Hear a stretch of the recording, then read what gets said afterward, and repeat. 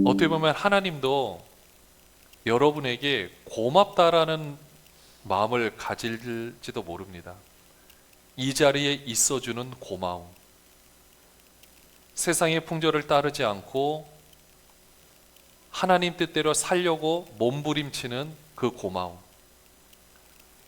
힘들고 어려운 상황, 세상에서는 뭔가 대단한 것을 보여줄 수 없지만, 그리고 그것을 얼마든지 쫓아갈 수도 있지만, 그래도 그 자리에서 섬기는 고마움, 하나님도 그런 마음을 가진다라고 생각을 합니다. 왜냐? 제가 그런 마음을 가지고 있으니까. 우리 하나님도 그런 마음을 가지고 있겠죠. 오늘 그 하나님께서 오늘 우리와 함께하고 계십니다. 하나님께서 오늘 우리들을 바라보실 때 어떤 마음을 가지고 있을까? 우리의 신앙생활은 그 마음을 알아가는 과정이라고 생각해도 됩니다. 처음에는 내가 가진 생각, 내가 가진 세계관, 내가 가진 가치관으로 우리 하나님을 제한할 때가 참 많습니다. 나는 그렇게 살아왔으니까 먼저는 남도 그렇게 생각하겠지. 그리고 좀 더 나아가서 하나님도 그렇게 생각하겠지. 나는 나에게 유익을 주는 사람들에게 내가 잘해준다라면 하나님도 나를 그렇게 생각하겠지. 그러니까 내가 하나님께 유익을 주지 못하면 하나님은 나를 생각하지 않으실 거야. 이게 우리가 살아왔던 삶의 가치관과 우리의 생각일지도 모릅니다. 근데 하나님은 그렇지 않으시거든요. 하나님은 우리를 그렇게 바라보지 않으십니다. 항상 우리를 볼 때마다 기대하는 마음과 기대하는 그 눈빛으로 오늘 우리의 삶을 대하고 있다라는 것입니다. 오늘 우리가 새로운 태양은 같지만 오늘 우리가 겪는 오늘날은 새로운 날이잖아요. 오늘 이 날을 허락하신 하나님은 동일하게 그 태양이 우리를 비추는 것처럼 우리의 인생 가운데 하나님도 동일하게 그 하나님의 기대 어린 눈빛으로 우리를 바라보고 있다라는 것입니다. 근데 우리는 그것을 그대로 받지 못해요. 왜 그렇습니까? 우리의 죄성 때문에 그렇습니다. 우리가 살아왔던 삶의 방식과 그리고 거기서 살아남으려고 몸부림쳤던 모든 방식 때문에 우리는 그렇게 받지 못합니다. 그럼 어떻게 받습니까? 일그러진 모습으로 하나님이 날 그렇게 대하실 거야, 그렇게 생각하고 있다라는 거죠. 오늘 말씀에 주인공으로 등장하는 사람도 바로 그러한 편견 속에 갇혀 있는 사람이었습니다. 날 때부터 걷지를 못해요. 날 때부터 걷지 못한다라는 것은 여러분들 어떤 마음이 들 것 같습니까? 우리가 좀 전에 말한 것처럼 고맙습니다 라고 표현할 수 있을까요? 그렇지 못합니다. 그리고 지금 시대도 그렇지만 지금 예수님이 활동하던 시대에는 나면서부터 걷지 못한다? 그것은 굉장히 심각한 질병이기도 했었고, 무엇보다 그 사람을 바라보는 편견이 굉장히 싸늘했어요. 그럼 어떻게 싸늘했느냐? 요한복음 9장 34절에 보면 나면서부터 앞이 보이지 않는 사람에 대해서 당시 종교 지도자들이 내린 평가가 있습니다. 그게 뭐냐면요, 그들이 대답하여 이르되 내가 온전히 죄 가운데에 나서 우리를 가르치느냐 하고 이에 쫓아내어 보내니라. 뭐라고 표현하고 있습니까? 죄 가운데 났다. 너는 죄를 많이 지었기 때문에 너는 이렇게 몸에 장애가 있는 상태로 태어나게 된 것이다. 앞을 못 본 상태로 태어나게 된 것이다. 마찬가지로 나면서부터 걷지 못하는 사람도 똑같은 시각으로 바라보고 있는 거예요. 사람들도 수군거립니다. 오늘 이 주인공이 지금 미문이라는 곳, 아름다운 문이라는 곳에 앉아 있습니다. 이가 할 수 있는 것은요, 구걸밖에 없습니다. 사람들은 예배하러 그 성전문을 지나다니면서 이 앉아 있는 사람을 보고 뭐라고 생각을 했을까요? 한 푼 줍시오라고 말을 할 때 돈을 주기는 줍니다. 그런데 돈을 줄 때 어떤 마음들을 가졌을까? 한번 새롭게 구성을 해보니까, 하나님, 저는 저렇게 되지 않아서 감사합니다. 그리고 저를 이렇게 지켜주셔서 감사합니다. 여러분도 어떻게 보면 우리가 하는 지금의 기도와 별반 다르지 않을 수가 있습니다. 지금 러시아와 우크라이나가 전쟁을 하고 있습니다. 그러면은 우리는 어떤 마음을 가져야 될까요? 이 전쟁이 빨리 종식되기를 우리는 기도를 하는 겁니다. 그런데 우리 마음 한켠에서는 하나님, 우리는 그런 전쟁을 겪지 않아서 감사합니다. 물론 이렇게 고백할 수 있겠지만 사실 이렇게 고백하기에는 너무 마음이 아픈 거죠. 우리의 주위의 힘든 모든 상황들, 이 사람이 겪고 있는 그 편견 가운데서 사람들은 자신이 그렇지 않는 거에 대해서 안도감을 생각하며 감사하다고 말을 하면서 그 사람에게 돈을 주고 있는 상황이었던 것입니다. 여러분들, 이 사람은 몸이 아픈 것도 제일 서럽겠지만 뭐가 제일 서러울까요? 종교 지도자들의 가르침에 의해서 하나님이 나를 찾지 않는다는 사실. 내가 이렇게 된 것은 하나님이 벌하셔서 그런 거니까 나는 하나님을 찾을 수가 없어. 그러니까 하나님께 찬양을 못하는 거예요. 하나님의 말씀을 들을 수도 없는 거예요. 왜냐? 나 같은 존재의 말씀, 내가 말하는 것을 하나님이 듣겠어? 이렇게 생각하는 거죠. 그러니까 이렇게 생각하게 만든 장본인이 바로 그 당시의 종교 지도자였거든요. 그 종교 지도자들의 가르침에 의해서 나는 하나님께로 나아갈 수 없어. 어쩌면 이게 제일 안타까운 그 잣대였는지도 모릅니다. 인간의 마지막 소망이 무엇이겠습니까? 그래도 소망을 가져야 되는데, 내가 내일은 좀 달라질 것을 기대를 해야 되는데, 근데 그 사람은 그런 소망조차 가지지 못하게끔 그 지도자들이 꽉 막고 있었다라는 거죠. 이런 그에게 오늘 베드로와 요한이 기도하러 가다가 그 사람을 바라봅니다. 그 사람을 바라보면서 사도행전 3장 6절 말씀에 보면, 은과 금은 내게 없거니와 내게 있는 이것을 내게 주노니 나사렛 예수 그리스도의 이름으로 일어나 걸으라. 이렇게 선포를 하는 겁니다. 이 베드로와 요한 50일 전만 해도 이렇게 못합니다. 그냥 무서워서 도망을 가든지 그냥 기도를 해도 아무것도 안 되든지 이렇게 생각했었는데, 오늘은 정말 그 영혼을 바라볼 때 이대로 두어서는 안 되겠다라는 생각이 들어서 그를 향하여 선포하고 일어라 걸으라라고 말을 합니다. 여러분들, 그래서 어떻게 됐습니까? 정말 놀라운 역사가 일어났습니다. 베드로와 요한이 영성이 뛰어나서가 아니에요. 지금 하나님이 하실 일이 너무나도 급하고 너무나도 중요했기에 하나님께서는 어떻게 보면 가장 편견 속에 갇혀있는 그 영혼을 주인공으로 택하셔서 하나님의 일을 펼쳐가고 있었다라는 것입니다. 성경 속에 분명히 기록되어 있지만 우리가 생각했을 때 오늘 그 현장에서 주인공은 바로 그 사람입니다. 베드로와 요한도 아니에요. 우리는 베드로와 요한에게 집중을 하겠지만 지금 하나님이 집중하고 있는 사람은 바로 그 사람이에요. 그래서 8절에 보면 이 사람이 어떻게 했습니까? 뛰어서서 걸으며 그들과 함께 성전으로 들어가면서 걷기도 하고 뛰기도 하며 하나님을 찬송했다라고 했습니다. 이 사람은 성전에 들어가고 싶었지만 원래는 못 들어가요. 몸에 장애가 있기 때문에. 그런데 들어가서, 그렇게도 들어가고 싶었던 성전에 들어가서 걷기도 하고 뛰기도 하면서 하나님을 찬송합니다. 얼마나 기뻐했겠습니까? 우리가 하나님을 찬송할 수 있는 것도 여러분들 아무나 할 수 있는 거 아닙니다. 우리가 아무리 몸이 건강하다 할지라도 우리의 마음이 아파 보십시오. 하나님 찬송할 수 있겠습니까? 우리의 마음이 하나님을 찬송할 수 있는 환경이 아니다라고 생각하는데 찬송할 수 있을까요? 이 사람도 그렇게 했지만은 지금은 하나님을 드디어 찬송할 수 있게 된 것입니다. 얼마나 감사한 일입니까? 그렇게 해서 이 사람이 일어나게 되자 사람들이 막 웅성거리면서 그날 예루살렘이 완전히 뒤집어지는 역사가 일어나게 되었습니다. 베드로가 설교를 합니다. 많은 사람들이 다 예수를 믿게 되었습니다. 종교 지도자들이 비상에 걸렸습니다. 자칫 잘못하면 완전히 모든 사람이 다 예수를 믿는 것 같아서 안 되겠다. 그래서 공회를 모으고 비상 대책회의를 가지게 되었습니다. 그리고 베드로와 요한을 붙잡습니다. 그리고 감옥에 가둡니다. 막 위협을 합니다. 그러나 베드로와 요한, 그리고 그 나면서부터 걷지 못했던 사람, 지금은 걷게 됐습니다. 그 사람도 옆에 지금 함께 있어요. 계속해서 위협을 가하지만 이들은 꿈쩍도 하지 않습니다. 오히려 그들을 향하여서 이 베드로가 설교를 합니다. 뭐라고 말하느냐? 사도행전 4장 8절 말씀에 보면 이렇게 말을 합니다. 우리 같이 한번 읽어볼까요? 이에 베드로가 성령이 충만하여 이르되 백성의 관리들과 장로들아. 여러분들 이렇게 말하는 게 쉽지가 않습니다.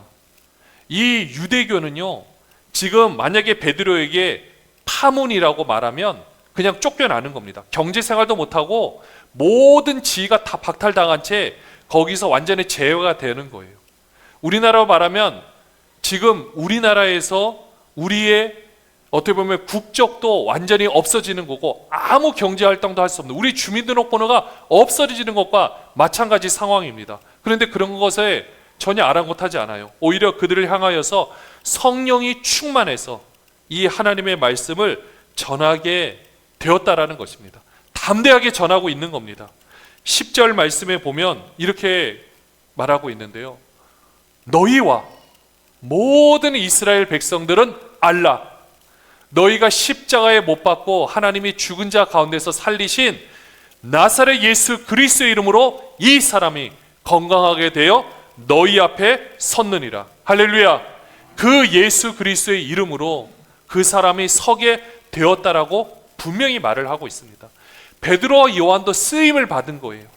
베드로와 요한의 능력이 대단해서가 아니라 그저 그 이름이 쓰임 받았던 통로라는 것입니다. 그 이름 때문에 그들이 새롭게 되었다라는 것입니다. 오늘 이 이름은 지금도 우리에게 그대로 역사하시는 줄로 믿습니다. 우리는 우리가 생각했던 사고방식으로 보면 어떻게 그게 가능하겠어? 어떻게 그런 일이 일어나겠어? 라고 말할 수 있습니다. 그게 우리가 살아왔던 우리 삶의 방식이고 우리의 생각이고 우리의 가치관입니다. 그러나 우리가 그 이름을 힘입어서 그 예수 그리스도의 이름으로 선포할 때 우리 삶이 변화될 줄로 믿습니다. 우리의 가정이 변화될 줄로 믿습니다. 우리의 모든 상황이 변화될 줄로 믿습니다. 왜 그럴까요? 그분의 이름에 생명이 있기 때문에 그렇습니다.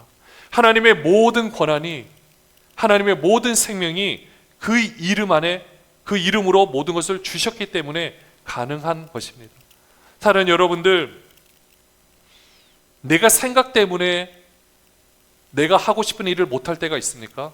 여러분 예수 그리스도 이름으로 선포하십시오. 나의 모든 생각이 악한 영에게 지배를 받는 것이 아니라 하나님의 지배를 받을 수 있도록 선포하시는 겁니다. 내 주위의 모든 상황들, 이게 일어날까 일어나지 않을까 그런 것이 아니라 내가 예수 그리스도의 이름으로 선포하는 겁니다. 근데 그 모든 일들이 그냥 뭐 부적처럼, 그냥 뭐 주문처럼 이루어진, 여러분들 이런 개념 아닙니다. 하나님의 하실 일을 우리 입술을 통해서 선포를 하기를 원하시는 거예요. 하나님은 여러분의 가정을 살리시기를 원합니다. 하나님은 여러분을 살리시기를 원합니다. 그런데 그 모든 일들은 나의 입술을 통해서, 예수 그 이름을 통해서 이루어지기를 원하시고 있는 거예요. 하나님의 놀라운 뜻이 이 땅 가운데 어떻게 실현되겠습니까?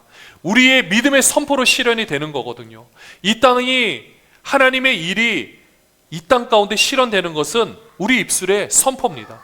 우리가 구원함을 받는 것도 우리 입술의 선포로, 우리 믿음의 선포로 구원함을 얻는 거거든요. 마음으로 믿어 의에 이르고 입으로 시인하여 구원을 얻느니라. 우리 입으로 이런 역사들이 일어나는 겁니다. 여러분들 우리 몸의 모든 상황도 마찬가지예요. 일어나는 내가 생각하고 경험해야 모든 일들도 내가 가끔 두려운 생각이 들 때가 있습니다. 그래서 여러분들, 여러분의 생각이라 할지라도 그 생각에 대해서 우리는 선포할 수 있는 겁니다. 이런 두려운 생각은 떠나가고 오직 하나님께 주시는 새로운 생각으로 우리 모든 곳에 임할지어다 선포를 하는 겁니다. 때로는 힘들고 어려운 일이 있을 때 내 마음이 막 불안합니다. 근데 우리가 서양 속담이나 이런 데도 보면요, 내 마음을 대놓고 선포하는 것들이 있어요. 안정하라고, 괜찮다고. 여러분들 이런 모든 것도 우리가 예수 이름으로 선포하면 놀라운 역사들이 일어나게 되어 있습니다. 하나님의 일이 우리 가운데 일어나고 있기 때문에 그런 거예요. 하나님의 그 역사를 내 입술의 선포를 통해서 이루어지기를 원하기 때문에 그러는 것입니다. 사랑하는 여러분들, 여러분들의 전도를 하실 때도, 내 주위 사람과 대화를 할 때도 그 사람이 힘들어합니까? 예수 이름으로 선포하십시오. 괜찮다고. 그러면 정말로 괜찮게 되는 겁니다. 여러분들이 그 모든 것에 선포해 나갈 때 하나님께서 그 입술의 열매를 이루어 가시는 줄로 믿습니다. 오늘 이렇게 베드로와 요한이 선포를 하는데요, 못하게 막는 겁니다. 뭐라고 말하느냐? 18절에 보시면은 도무지 그들을 그를 불러 경고하여 도무지 예수 이름으로 말하지도 말고 가르치지도 말라 하니 베드로와 요한이 뭐라고 말합니까? 19절에 베드로와 요한이 대답하여 이르되 하나님 앞에서 너희의 말을 듣는 것이 하나님의 말씀을 듣는 것보다 옳은가 판단하라. 이거는 본인의 모든 것을 내려놓는 고백입니다. 근데 이 고백은 우리한테도 필요합니다. 여기서 하나님 앞에서 너희의 말을 듣는 것은 이 세상에서 원래 살아왔던 삶의 방식이에요. 그리고 누구나 그 방식을 거스리면 손해를 보는 것을 말하고 있는 겁니다. 그런데 그것을 생각할 것인가, 아니면 하나님의 말씀대로 이루신다는 이 고백을 받아들일 것인가, 이건 여러분의 마음의 전쟁터에서 여러분이 선택하실 일입니다.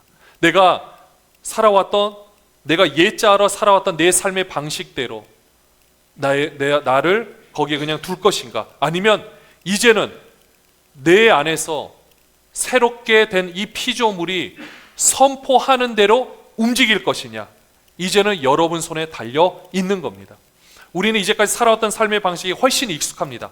예자로 생각하는 게 훨씬 익숙해요. 그게 가장 합리적인 것처럼 보여집니다. 맞습니다. 그러나 그것을 거슬리는 게 어렵지만 우리 입술의 선포로 가능한 겁니다. 이제부터는 여러분의 입술에서 안 된다는 말을 다 내려놓으시길 바랍니다. 뭐든지 해서 안 될 것 같다, 실패할 것 같다, 두렵다, 죽겠다, 다 내려놓으시기 바랍니다. 이제는 예수 그리스도 이름으로 선포하시기 바랍니다. 여러분의 인생이 변화가 됩니다. 여러분의 자녀가 변화가 됩니다. 여러분의 자녀가 힘들어합니까? 예수 이름으로 선포를 해 주십시오. 마음껏 담대하게 선포를 해 주십시오. 모든 상황들이 변화가 되게 되어 있습니다. 사랑하는 여러분들, 오늘 이렇게 해서 선포하며 나갈 때 하나님께서는 그 입술의 선포대로 이루어 주십니다. 우리는 이 법칙을 알고 있음에도 불구하고 쓰지 못하는 거예요. 얼마나 안타깝습니까? 이제부터는 마음껏 쓰시기를 바랍니다. 예수의 이름으로 이루어지는 것을 여러분의 눈으로 경험하시기를 바랍니다. 이렇게 베드로와 요한은요, 이런 일을 경험하고 나서 이제 그들과 함께 공동체로 가서 석방이 돼서 함께 기도를 합니다. 어떻게 기도를 하느냐? 여러분 24절에 보면은요, 이렇게 기도를 합니다. 그들이 듣고 한 마음으로 하나님께 소리를 높여 이르되, 선포하고 있는 거죠. 대주제여 천지와 바다와 그 가운데 만물을 지은 이시요, 이 세상 만물을 지으신 그 하나님께서 하나님의 법칙으로 다스리는데 우리 입술의 선포를 통해서 이루어 가신다라는 것입니다. 그리고 29절에 보면은요, 우리 상황에 대해서 이렇게 얘기를 합니다. 주여 이제도 그들의 위협함을 굽어 보시옵고 또 종들로 하여금 담대히 하나님의 말씀을 전하게 하여 주시오며, 이렇게 기도를 하고 선포를 하는 게 결국 이 선포를 통해서, 입술의 선포를 통해서 역사들이 일어나고 있다라는 것입니다. 그리고 표적과 기사가 거룩한 종 예수의 이름으로 이루어지게 하옵소서. 여러분의 입술의 선포를 통해 놀라운 표적과 기사가 나타날 줄로 믿습니다. 정말로 역사가 일어납니다. 여러분의 그 입술을 통해서 눈에 보이는 것도 회복이 되겠지만 그 상대방의 마음이 회복되는 거예요. 악한 영이 지배하고 있던 그 모든 것에서 떠나서 하나님의 영이 그를 지배하게 된다라는 것입니다. 무엇을 통해서? 우리 입술의 선포를 통해서. 이렇게 했을 때 31절에 보시면 빌기를 다음에 모인 곳이 진동하더니 무리가 다 성령이 충만하여 담대히 하나님의 말씀을 전하니라. 이 모습이 여러분의 삶의 현장이 되기를 원합니다. 또 우리 예수사랑교회 현장이 되기를 원합니다. 우리가 함께 뜻을 모아서 함께 입술로 선포하며 기도할 때 하나님께서는 그 기도를 통하여 이 놀라운 역사를 펼쳐 가십니다. 여러분들이 전도를 할 때든 여러분들이 사역을 할 때든 어떤 상황, 어떤 곳에 있다 할지라도 우리 입술의 선포로 예수 그리스도의 이름으로 말미암아 모든 것이 이루어지게 되어 있습니다. 그 이루는 것을 함께 경험하는 저와 여러분이 되시기를 주님의 이름으로 축원합니다.